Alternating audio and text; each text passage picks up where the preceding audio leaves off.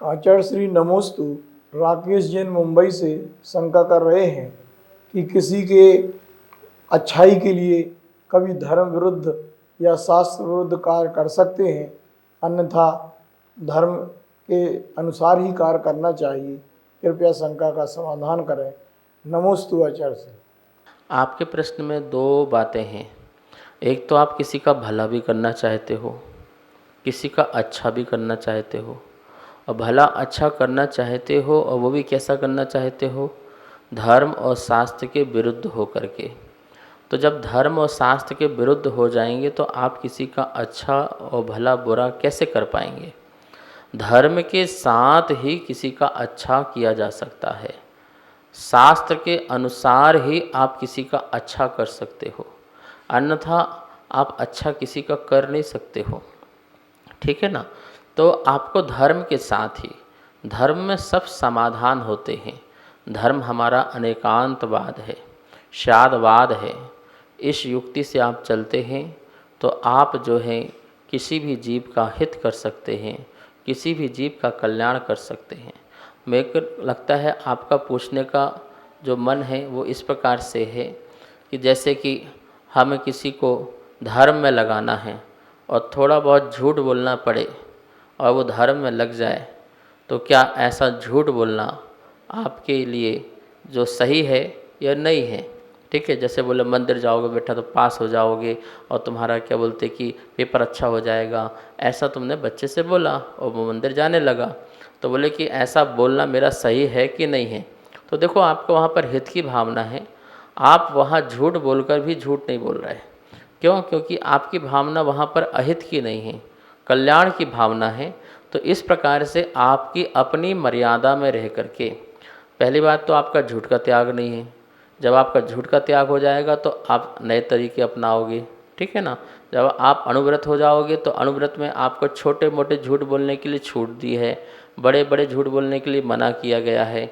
महामुनिराज जो है पूर्णतः झूठ का त्याग कर देते हैं। तो आप किस भूमिका में हैं, उस भूमिका को देखते हुए आप उस प्रकार से कार्य कर सकते हैं।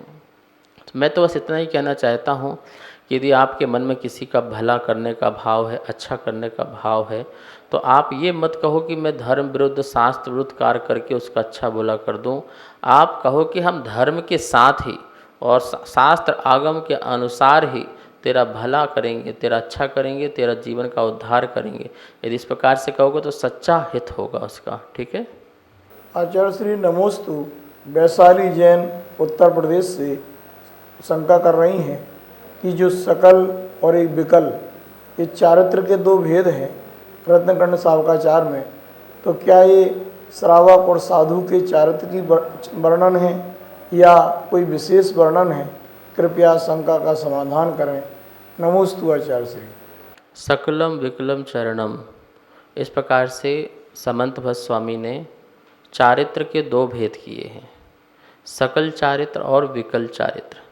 सकल चारित्र तो जो महाव्रती होते हैं, मुनिराज होते हैं, उनका चारित्र सकल चारित्र कहलाता है।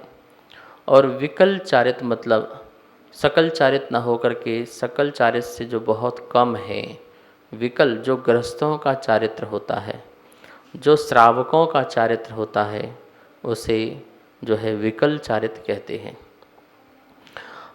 हिंसा, झूठ, चोरी, कुशील, परिग्रह, ये 5 पाप हैं। इन 5 पापों को पूर्णतः से त्याग कर देना, मन से, वचन से, काय से, ठीक है, और कृत कारित अनुमोदना से, ऐसा जो त्याग कर देते हैं वो विशुद्धि जो धारण करने वाले मुनिराज होते हैं, उनका चारित्र सकल चारित्र कहलाता है। और एक श्रावक है जो पूर्ण हिंसा का त्याग नहीं कर पाता है, पूर्ण झूठ का, पूर्ण चोरी का और पूर्ण ब्रह्मचर्य का पालन नहीं कर पाता है, क्योंकि वो स्वदार संतोष व्रत का पालन करता है, अभी स्त्री आदि से संपन्न है, स्व स्त्री से, और परिग्रह का पूर्ण रूप से त्याग नहीं हो पाता उसका, तो परिग्रह का परिमाण बनाता है। इस प्रकार से 5 पापों को जो पूर्ण त्याग नहीं कर पाता है, ऐसे अनुव्रतों को धारण करने वाला वो विकल चारित्र वाला कहलाता है। तो ये चारित्र मतलब कि एक सगारी और एक अनगारी, जो अणुव्रतों धारण करता है वो सागारी कहलाता है, और जो महाव्रतों को धारण करता है वो अनगारी चारित कहलाता है। ठीक है ना। तो सगारी मतलब श्रावक का, अनगारी मतलब मुनि का। आचार्य श्री नमोस्तु राशि जैन पुणे महाराष्ट्र से शंका कर रही हैं कि ज्ञान का स्वभाव तो जानना है, फिर इसमें मिथ्यापन कैसे आता है। ज्ञान हमेशा जानने का कार्य करता है, उसमें विपरीतता नहीं आना चाहिए। कृपया जो शास्त्रों में बताया है मिथ्यापन आता है, ये कैसे आता है, शंका का समाधान करें। नमोस्तु आचार्य। ज्ञान का काम तो जानना ही होता है, ये तो निश्चित है। इसलिए ज्ञान अपने आप में ना सम्यक होता है ना मिथ्या होता है, क्योंकि उसका काम क्या है, वस्तु जैसा है वैसा जानना। लेकिन जो वस्तु जानी जा रही है उसको सम्यक जानना, मिथ्या जानना, ये काम जो है दर्शन मोहिनी का है।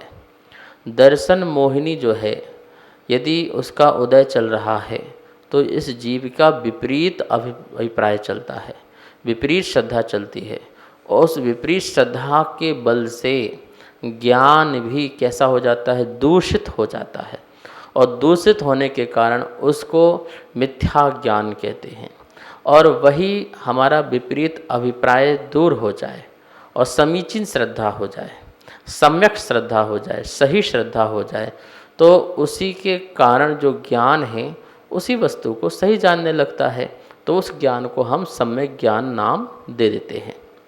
देखिए, जैसे गौतम हमारे गणधर महावीर स्वामी के इंद्रभूति गौतम, उनको पहले जब तक नहीं आए थे भगवान के संपर्क में, तब तक सारा का सारा ज्ञान उनका कैसा था, मिथ्या ज्ञान था।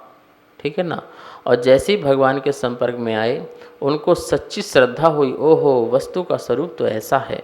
तो जैसी सच्चा श्रद्धा हुई, विपरीत अभिप्राय हटा, तो वही की वही जो ज्ञान था, जानना जैसे चल रहा था, वही ज्ञान उनका सम्यक ज्ञान में परिवर्तित हो गया। तो जब पहले जैसे जान रहे थे वैसे अभी भी जानते हैं, लेकिन अभिप्राय चेंज हो जाने के कारण वह ज्ञान जो है सम्यक ज्ञान में बदल जाता है। ठीक है ना। तो हमारे श्रद्धा विपरीत के कारण मिथ्या और श्रद्धा सही के कारण ज्ञान सम्यक हो जाता है। सभी को सादर जय जिनेंद्र। पूज्य गुरुदेव के मुखारविंद से आप सभी की शंकाओं का नित्य समाधान आगम के अनुसार किया जा रहा है, और ये इसका प्रसारण आदिनाथ टीवी चैनल के माध्यम से हो रहा है। अगर आपके मन में किसी भी प्रकार की कोई भी शंका है तो आप हमें नीचे दिए गए नंबर पर बेझिझक भेज सकते हैं, और आपकी शंका का समाधान पूज्य गुरुदेव के मुखारविंद से आदिनाथ टीवी चैनल के माध्यम से किया जाएगा। तो आप हमें अपनी शंकाएं भेजें और पूज्य गुरुदेव के मुखारविंद से अपना समाधान पाएं और अपनी शंका का समाधान करें। जय जिनेंद्र। इस कार्यक्रम के पुण्यार्चक थे